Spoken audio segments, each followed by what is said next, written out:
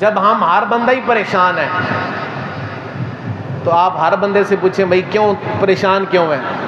اور جی خرچے بہت زیادہ ہو گئے ہیں، تو نوکری ایک تو تنخواہ میں پوری نہیں پڑتی، کسی کہے کہ نوکری ختم ہو گئی ہے، کسی کہے کہ یہ کام کرنا چاہ رہا تھا بزنس شروع کرتا ہوں نقصان ہو جاتا ہے، کسی کو کہے کہ میں یہ کام شروع کرتا ہوں۔ یہ ہر بندے کا تقریباً 97% یہ مسائل ہیں۔ یہ کیوں ہوتا ہے ایسے؟ 80% بندے یہ کہتے ہیں کہ ہمارے اوپر کسی نے کچھ کرا دیا ہوا ہے۔ ایسے یہ نیریٹو عورتوں کا ہے کہ ساڈے ہوتے فلانی نے جادو کرایا، ہمارے اوپر فلاں نے یہ کرا دیا ہے۔ میں صحیح باتیں کر رہا ہوں یا غلط کہہ رہا ہوں؟ یہ ہمارے معاشرے کا آئینہ ہے کہ نہیں ہے؟ یہ مسئلہ عورتوں کا تھا، لیکن چونکہ مرد عورتوں سے سیکھتے ہیں تو اب مرد بھی یہی کہتے ہیں کہ یہ پتہ نہیں ہمارے اوپر کسی نے کچھ کرا دیا۔ ساڈے تے اتنا نظام چلتا سی، دکان تو گاہک مکدے ہی نہیں سن، اتنا زمینوں سے وہ آتا تھا، اتنا فلاں میری بیجا تھی، لیکن بس پتہ نہیں کسی کی نظر لگی، کوئی نظر کھا گئی، پتہ نہیں کسی نے کچھ میرے اوپر کرا دیا، اور اس کے بعد میرا پاؤں زمین پہ لگتا ہی نہیں ہے۔ ہر بندہ تقریباً ہر بندہ کہہ رہا ہے میرے اوپر کسی نے کچھ کرا دیا ہے۔ تو ہم قرآن سے ڈھونڈیں گے کہ آیا یہ معاملات کوئی کسی کے اوپر کرواتا ہے تو تب یہ حالات آتے ہیں، یا اس کے ریزن، اس کی وجہ یا اس کی بنیاد کچھ اور ہے؟ کیونکہ جب قرآن بتا دے گا تو پھر قرآن چونکہ رب کا کلام ہے، بینگ اے مسلم ہم یقین آ جائے گا کہ یہ بات یار ایسے نہیں ہے جو ہم سوچتے ہیں، بلکہ اللہ نے اگر یوں فرمایا تو اس کا یہ مطلب ہے۔ پھر اس میں ہم کسی عامل کے پاس جانے کی بجائے، وظیفوں میں پڑھنے کی بجائے، ٹکریں مارنے کی بجائے جو ریزن ہوگی، جو وجہ ہوگی، اس کا سولوشن تلاش کریں گے۔ ابھی تو یہ ہے نا کہ جب بندہ بہت پریشان ہوتا ہے کوئی بابا ڈھونڈتا ہے، بابا بھی اپنی مرضی کا، ایسا نہیں کوئی ایسا بابا ڈھونڈے جو اس کو نماز پہ لگا دے، کوئی ایسا بابا ڈھونڈے جو اس کو حرام سے بچنے پہ لگا دے، کوئی ایسا اللہ کا ولی ڈھونڈے جو اس کو برائی سے بچا دے۔ نہیں، بابا بھی اپنی مرضی کا، جو دکان چلوا دے، جو بیگم کو رسی ہوئی ہے تو منوا کے لے آئے، جو خواہشیں پوری نہیں ہوتی تو ان کو بابا بھی ہم ایسا ڈھونڈتے ہیں۔ جب وہ بابا آگے کاروباریہ ہوتا ہے، ہمیں وہاں سے مار پڑتی ہے، ہم کہتے ہیں دیکھو یار یہ تو اللہ کے ولیوں کا لوگ کہتے ہیں ولی کوئی چیز ہے، یہ تو کاروباریے ہیں، یہ تو فلاں ہیں۔ اور بابا تو جہاں ڈھونڈنے گیا تھا تجھے وہ ملا ہے، تو اگر اللہ کا ولی ڈھونڈنے جاتا تو اللہ کے ولی بھی کائنات میں موجود ہیں۔ تو اب جب ہم جادو ٹونا سمجھیں گے، تعویذ دھاگا سمجھیں گے تو اس کے حل کے لیے جائیں گے، لیکن جو قرآن حل دے رہا ہے اگر ہمیں وہ پتہ چل جائے کہ نہیں میرے معاملات اس وجہ سے خراب ہیں جو رب نے فرمایا، تو پھر ہم حل بھی وہ ڈھونڈیں گے جو رب نے فرمایا، تو وہ مسئلہ حل ہو جائے گا کہ نہیں حل ہو جائے گا۔ اس لیے آج کی بات ہماری ویسے بھی اکثر الحمدللہ قرآن پاک کی بات ہوتی ہے یہاں پر، اور آج بھی یہ جو ایک ایشو ہمارے معاشرے میں پایا جاتا ہے، اس کا سولوشن بھی، اس کو بھی ہم اللہ کے قرآن سے سیکھنے کی کوشش کریں گے۔ اللہ تبارک و تعالی ہمیں اس کو صحیح معنوں میں سمجھنے والا بنائے، اور اس کا جو حل اللہ تعالیٰ نے دیا ہے اس حل کو کرنے والا، اور اس حل کے پیچھے جانے والا، اور اس میں اللہ کی رحمت سے اس کو حل کرنے والا بنائے۔ میرے پاس اللہ کا کلام ہے، سپارہ نمبر 22 سورہ سبا، سورت کا نمبر 34 ہے، سپارہ 22واں سورہ سبا، سورت نمبر 34، اور اس کی آیت نمبر 15، 16، 17، 18 چار آیتیں ہم انشاءاللہ ہم پڑھیں گے، جن چار آیتوں سے ہمیں یہ مسئلہ حل ہو جائے گا کہ میرے جو معاملات حالات خراب ہیں، میرے جو آمدنی کم ہے تو خرچے زیادہ ہیں، پوری نہیں پڑتی، پورا پڑھنے کے باوجود میں پریشان ہوں، میں پھنسا رہتا ہوں، ہر وقت ٹینشن لگی رہتی ہے۔ ان چار آیتوں میں اللہ تعالیٰ نے ہمیں سکھا دیا ہے کہ تمہیں ٹینشنیں کیوں آتی ہیں۔ اللہ تعالیٰ ارشاد فرماتا ہے، حوالہ میں نے پہلے دے دیا کہ آپ اس کو پرسنلی خود بھی جا کے چیک کرنا چاہیں تو کریں۔ اللہ تعالیٰ فرماتا ہے لَقَدْ كَانَ لِسَبَإٍ فِي مَسْكَنِهِمْ آیَةٌ، البتہ تحقیق سبا کے لیے، سبا ایک قبیلے کا نام ہے جو عرب میں یمن کے علاقے میں آباد تھا، فرمایا لقد کان لسبأ فی مسکنہم آیا، البتہ سبا قبیلے کے لیے فی مسکنہم ان کی رہائش میں، ان کے ریزیڈینشل ایریا میں جہاں پر انہوں نے رہائش رکھی ہے اس شہر میں نشانی ہے۔ لقد کان لسبأ فی مسکنہم آیا۔ رسول اللہ صلی اللہ علیہ وسلم سے سوال ہوا کہ یہ سبا کون ہے؟ کسی عورت کا نام ہے یا مرد کا نام ہے؟ کیونکہ قرآن پاک کی صورت بھی ہے، اور صورت اسی وجہ سے ہے کہ اس قبیلے کا نام یہاں پر آ گیا۔ تو حضور علیہ السلام نے فرمایا کہ سبا ایک مرد کا نام تھا جس کے 10 بیٹے تھے، 6 یمن میں آباد تھے اور 4 شام کے علاقے میں آباد تھے۔ تو یہ اس بندے کی اولاد جو ہے وہ سبا کہلاتی ہے، قبیلہ سبا، اس دادے کے نام، اس کا نام تھا یشجب بن یعرب، مشکل سا نام ہے، یشجب بن یعرب بن قحطان، اس کا پورا نام یہ تھا۔ آگے یہ اس کی اولاد ہے، یہ سبا کہلاتے تھے۔ اللہ کہتا ہے کہ قبیلہ سبا کے لیے ان کی رہائشی ایریے میں جہاں پر وہ رہ رہے ہیں نشانی ہے۔ یا اللہ کیا نشانی ہے؟ فرمایا جنتان عن یمین و شمال، فرمایا 2 باغ ہیں، ایک دائیں طرف اور ایک بائیں طرف، یعنی جتنا وہ بڑا شہر ہے یمن سے لے کے شام تک، رائٹ سائڈ بھی سارا باغ ہی باغ ہے اور لیفٹ سائڈ بھی سارا باغ ہی باغ ہے۔ جنتان، 2 جنتیں، جنت مانا باغ، عن یمین رائٹ سائڈ، و شمال اور لیفٹ سائڈ۔ اچھا جی، اللہ کہتا ہے کلو من رزق ربکم، اتنا حسین باغ، اتنا رزق تمہیں دے دیا، کلو من رزق ربکم، اپنے رب کے دیے ہوئے سے کھاؤ، اپنے رب کی روزی سے کھاؤ، واشکروا لہ، اور کھا کے پھر اس رب کے سامنے شکر بھی کرو، کھاؤ اور شکر بھی کرو۔ بلدۃ طیبۃ ورب غفور، فرمایا پاکیزہ شہر ہے اور اس رب کا شہر ہے جو مغفرت کرنے والا رب ہے۔ بلدۃ طیبۃ، پاکیزہ شہر۔ پاکیزہ کا یہ مطلب ہے کہ اس شہر میں نہ تو بچھو تھا، نہ تو سانپ تھا، نہ تو کھٹمل تھا، نہ کوئی مچھر اور مکھی تھی۔ اللہ نے اس کو اتنا زبردست آب و ہوا بنائی تھی۔ اور اگر کوئی دیگر کوئی بندہ ادھر وہاں وزٹ کے لیے، کسی کاروباری معاملات کے لیے کسی بھی وجہ سے جاتا تو ظاہر انسانی تقاضا ہے، سر میں جوئیں ہو سکتی ہیں اور مسائل ہو سکتے ہیں، اس علاقے سے گزرنے کی وجہ سے اس کے سر میں بالوں سے جوئیں مر جایا کرتی تھیں۔ بلدۃ طیبۃ، پاکیزہ شہر ہے۔ اس کی تفسیر میں مفسرین نے یہ تشریح لکھی ہے، تفسیر لکھی ہے کہ اس کی پاکیزگی سے یہ مراد ہے۔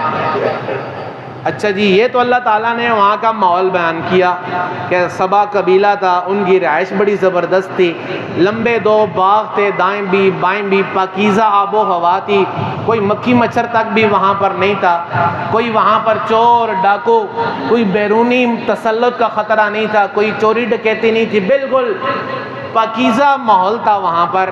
تو اللہ نے فرمایا کہ کرو کلو من رزق ربکم، 2 ڈیوٹیاں ذکر کی، کھاؤ، واشکروا لہ، اور رب کا شکر کرو، دے دیا اور 2 ڈیوٹیاں دیں، کلو من رزق ربکم، رب دی روزی کھاؤ، واشکروا لہ، تو رب کو بھولنا نہیں، اس کا شکر ادا کرنا ہے۔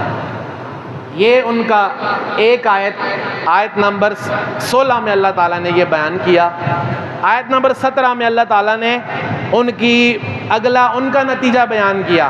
انہوں نے جواب میں کیا کیا؟ اللہ کہتا ہے فَأَعْرَضُوا، بجائے اس کے کہ اتنے پاکیزہ شہر میں، اتنی کھلے رزق میں، اتنے زبردست مالی حالات میں رب کے سامنے شکر کرتے، لیکن رب کہتے ہیں فَأَعْرَضُوا، آرد کہتے ہیں منہ پھیرنے کو۔ کوئی بندہ آپ سے بات کرے، آپ اس کی بات نہ سننا چاہیں، اس کو ڈی گریڈ کرنا چاہیں نا، منہ ادھر کر لیں۔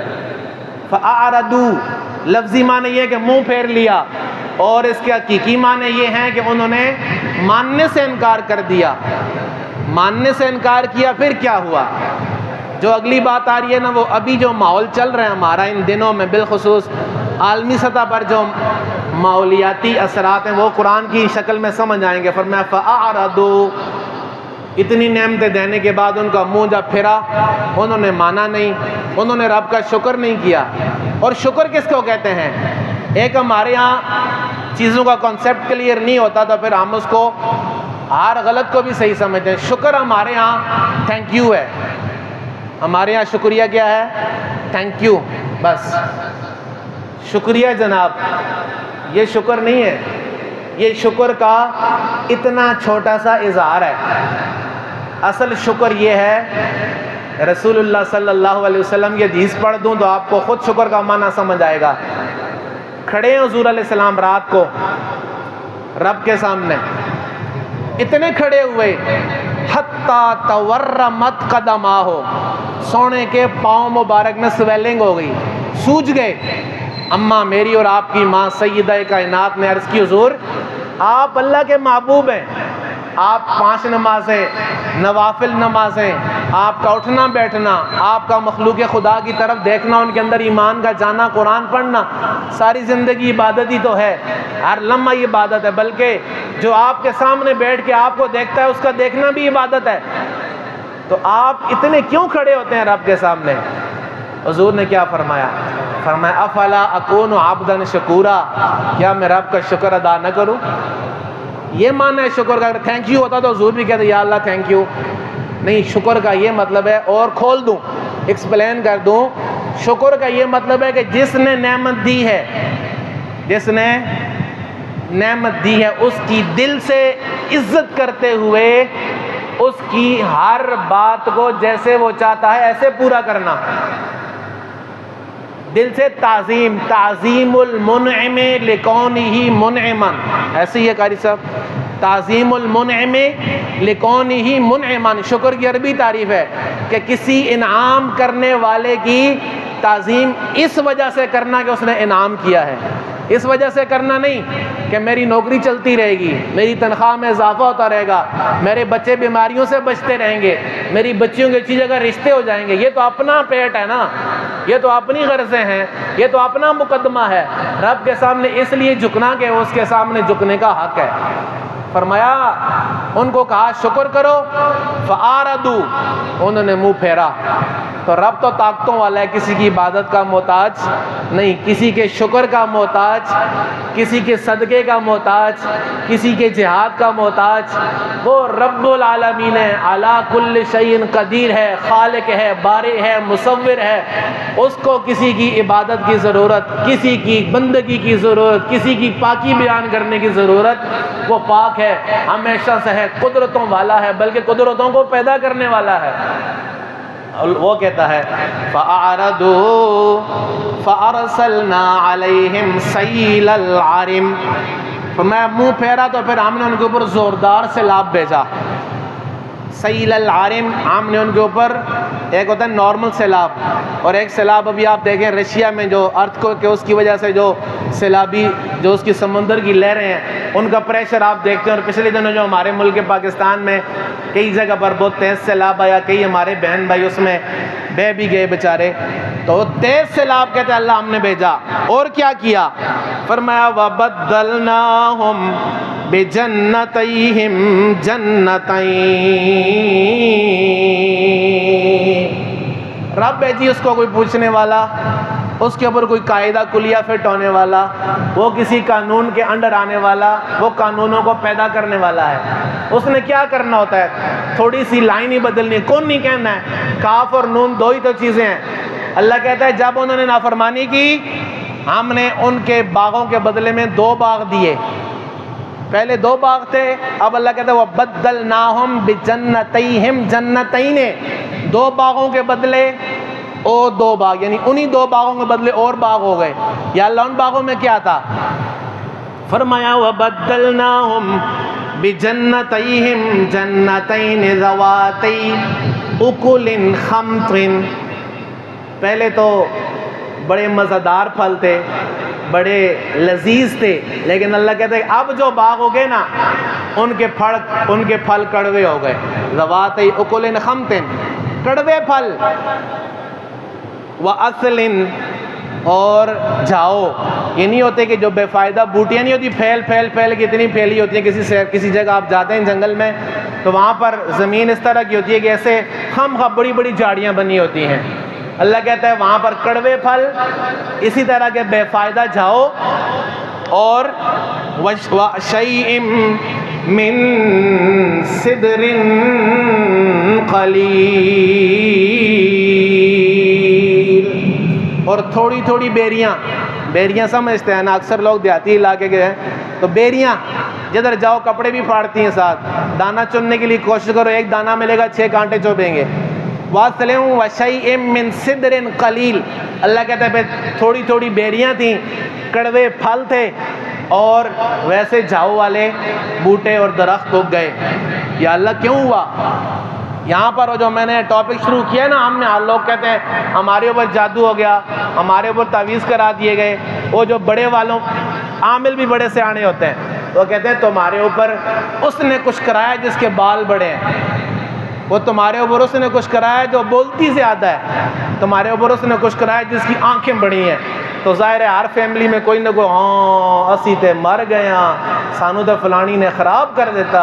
وہ بڑے بڑے عقل مند بندے, پڑھے لکھے بندے, بس وہ عامل کے پیچھے پڑے ہیں. وہ جو فیملی کی چاچی ہے, مامی ہے, خالہ ہے بیچاری, اس کے پیچھے پڑے ہیں کہ بڑے بال, ساری عورتوں کو بڑے ہی بال ہوتے ہیں سوائے جن کو بہت جدت مل گئی ہے, ماڈرن بن گئے ہیں. آنکھیں سب کی کس نے ناپ کے رکھی ہیں, لیکن بس وہ بیوقوف بنایا, ہم پیچھے لگے. پتہ ہی نہیں کہ رب کا قرآن کیا کہتا ہے, دین کیا کہتا ہے, اللہ کیا فرماتا ہے.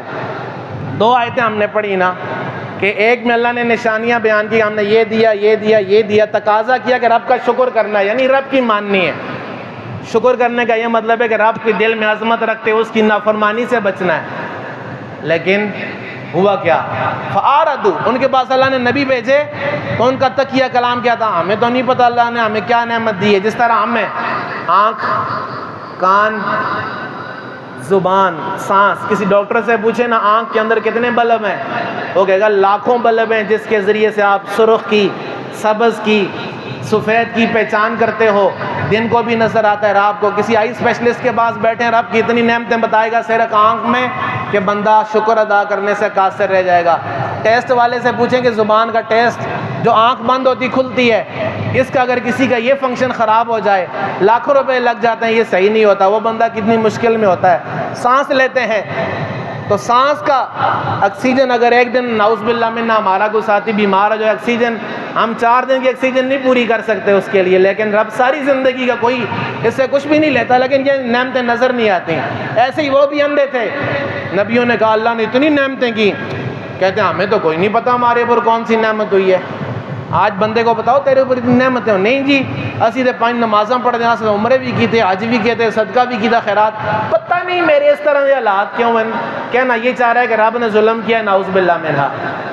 آگے اللہ نے قرآن میں خود بتا دیا کہ ان لوگوں کے ساتھ ایسے کیوں ہوتا ہے. دیکھیے قرآن ہدایت کی کتاب ہے, شفا کی کتاب ہے, موعظت کی کتاب ہے, کوئی کہانی تو نہیں ہے نا, کوئی ناول تو نہیں ہے کہ اللہ نے پرانی ایک کہانی ہمیں سنا دی, نہیں, اس لیے سنائی تاکہ یہ اس طرح کے نقصان سے بچ جائیں. کیا ہوا؟ اللہ کہتا ہے ذالک جزیناہم بما کفروا. یا اللہ کیوں لوگ پریشان ہوئے, کیوں ان کے باغ مٹ گئے, کیوں ان کی آب و ہوائیں خراب ہو گئیں, کیوں ان کی جگہ کانٹے اگ گئے, کیوں کڑوے پھل اگ گئے, کیوں بیریاں آ گئیں. اللہ کہتا ہے میں نے نہیں کیا. ذالک جزیناہم بما کفروا, انہوں آپے کیتا ہے, انہوں نے رب کی ناشکری کی ہے, انہوں نے رب کی بات کو نہیں مانا, جھوٹ نہیں چھوڑا, اللہ کے غیر کی عبادت. ہم بھی یہی کرتے ہیں, ہم نے کون سا غلط کام کیا ہے جی. اللہ کہتے ہیں ذالک جزیناہم بما کفروا. یہ 4 الفاظ جو ہے نا, ذالک جزیناہم بما کفروا, یہ بدلہ ان کے اعمال کی سزا تھا, یہ بدلہ ان کے, بس کسی نے کچھ نہیں کروایا, یہ میں اور آپ ہم اپنے اوپر خود کرواتے رہتے ہیں. ایک نماز چھوڑ کے جو ہم رب کی نظر میں اپنے آپ کو ذلیل کرتے ہیں, کوئی ساری زندگی جادو کرتا رہے, سارے جادوگر بھی مل جائیں, ایک فرض نماز چھوڑنے جتنا نقصان ہو ایک بندے کا نہیں کر سکتے.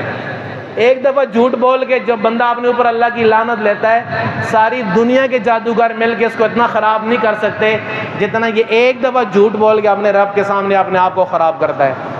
ایک غیر عورت پر نظر ڈال کے، خواہ وہ حقیقتاً ہو یا موبائل میں ہو، اپنے دل کو اتنا اندھا کرتا ہے بندہ، اتنا ذلیل کرتا ہے کہ دنیا کے تعویذوں والے مل جائیں تو اس کا نقصان نہیں کر سکتے جتنا ایک نظر اس کو رب کے سامنے ذلیل کر دیتی ہے۔ وَهَلْ نُجَازِي إِلَّا الْكَفُورَ۔ اللہ کہتا ہے ہم ایسی جزائیں نہیں دیتے، ہم اتنا سخت بدلہ نہیں دیتے، لیکن ان کو دیتے ہیں جو ناشکری کرتے ہیں۔